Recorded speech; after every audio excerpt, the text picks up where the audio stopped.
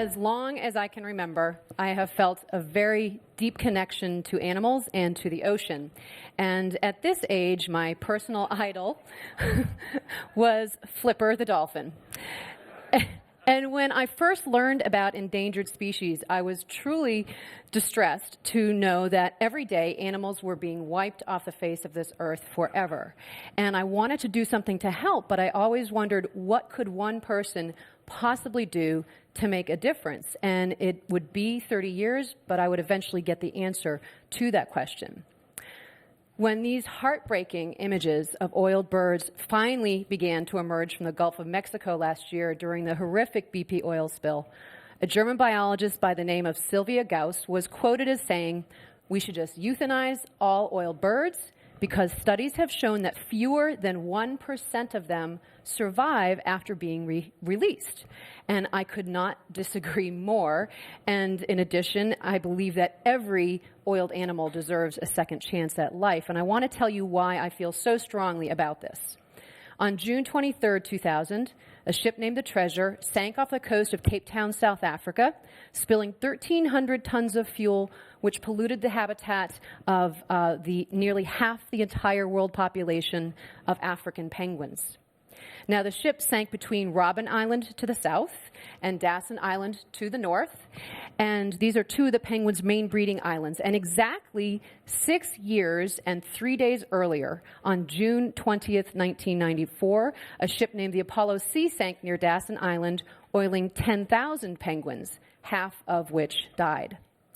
Now, when the Treasure sank in 2000, it was the height of the best breeding season scientists had ever recorded for the African penguin, which at the time was listed as a threatened species, and soon nearly 20,000 penguins were covered with this toxic oil.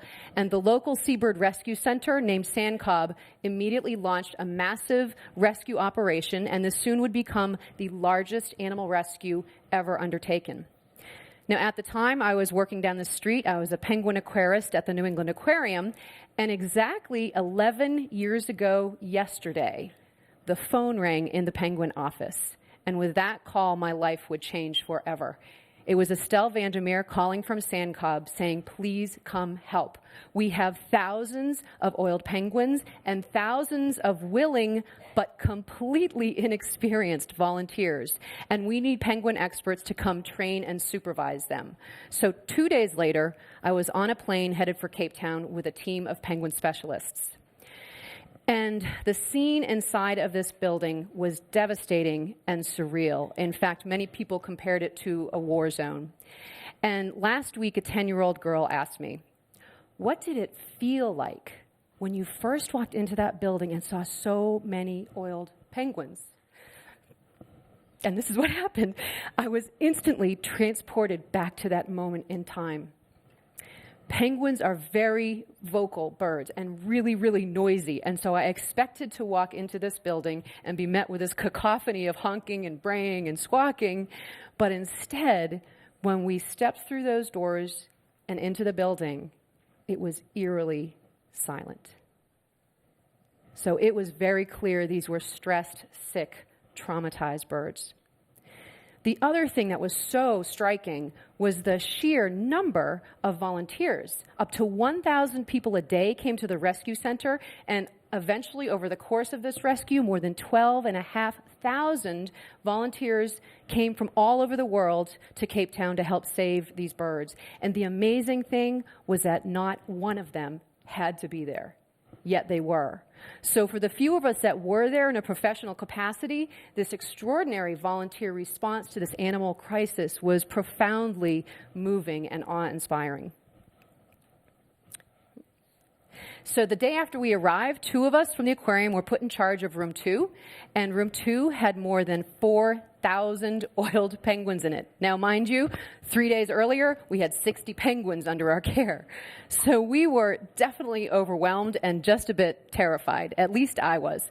Personally, I really didn't know if I was capable of handling such a monstrous task.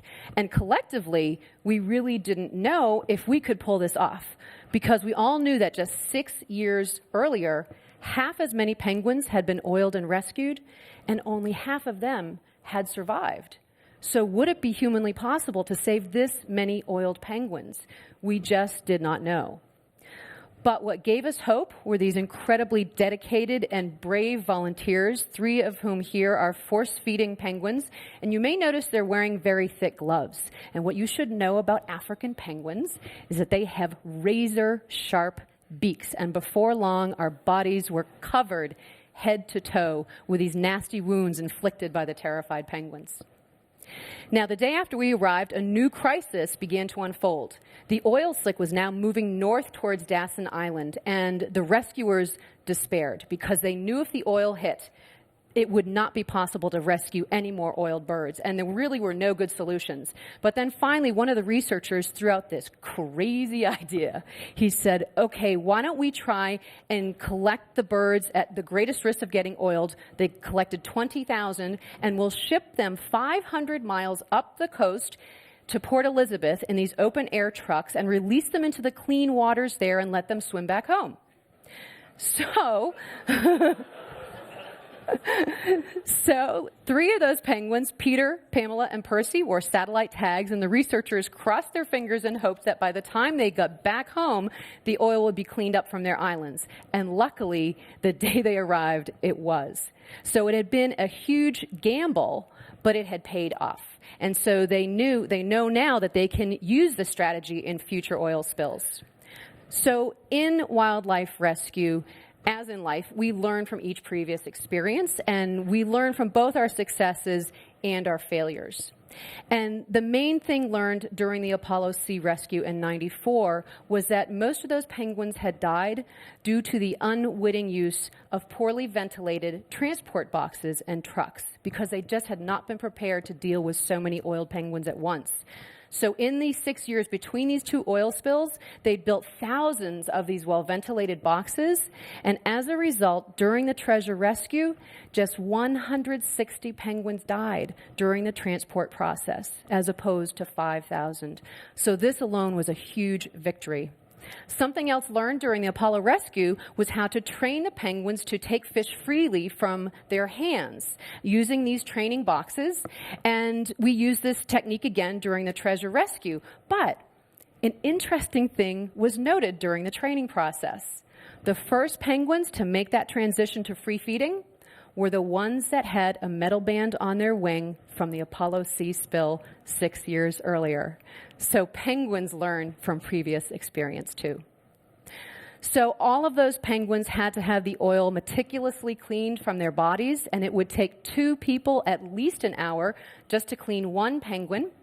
And when you clean a penguin, you first have to spray it with a degreaser. And this brings me to my favorite story from the treasure rescue. About a year prior to this oil spill, a 17-year-old student had invented a degreaser. And they'd been using it at Sand Cobb with great success, so they began using it during the treasure rescue. But partway through, they ran out. So in a panic, Estelle from Sand Cobb called the student and said, please, you have to make more. So he raced to the lab and made enough to clean the rest of the birds. So I just think it is the coolest thing that a teenager invented a product that helped save the lives of thousands of animals. So what happened to those 20,000 oiled penguins, and was Sylvia Gauss right? Should we routinely euthanize all oiled birds because most of them are going to die anyway? Well, she could not be more wrong. After 500,000 hours of grueling volunteer labor, more than 90% of those oiled penguins were successfully returned to the wild. And we know from follow-up studies that they have lived just as long as never-oiled penguins and bred nearly as successfully. And in addition, about 3,000 penguin chicks were rescued and hand-raised. And again, we know from long-term monitoring that more of these hand-raised chicks survive to adulthood and breeding age than do parent-raised chicks. So armed with this knowledge, Sand Cobb has a chick bolstering project, and every year they rescue and raise abandoned chicks, and they have a very impressive 80% success rate. And this is critically important because 1 year ago, the African penguin was declared endangered. And they could be extinct in less than 10 years if we don't do something now to protect them. So what did I learn from this intense and unforgettable experience? Personally, I learned that I am capable of handling so much more than I ever dreamed possible. And I learned that one person can make a huge difference. Just look at that 17-year-old. And when we come together and work as one, we can achieve extraordinary things. And truly, to be a part of something so much larger than yourself is the most rewarding experience you can possibly have. So I'd like to leave you with one final thought and a challenge, if you will. My mission as the Penguin Lady is to raise awareness and funding to protect penguins. But why should any of you care about penguins? Well, you should care because they're an indicator species.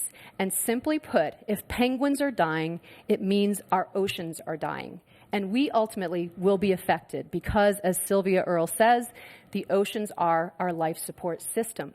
And the two main threats to penguins today are overfishing and global warming. And these are two things that each one of us actually has the power to do something about. So if we each do our part, together we can make a difference and we can help keep penguins from going extinct. Humans have always been the greatest threat to penguins, but we are now their only hope. Thank you.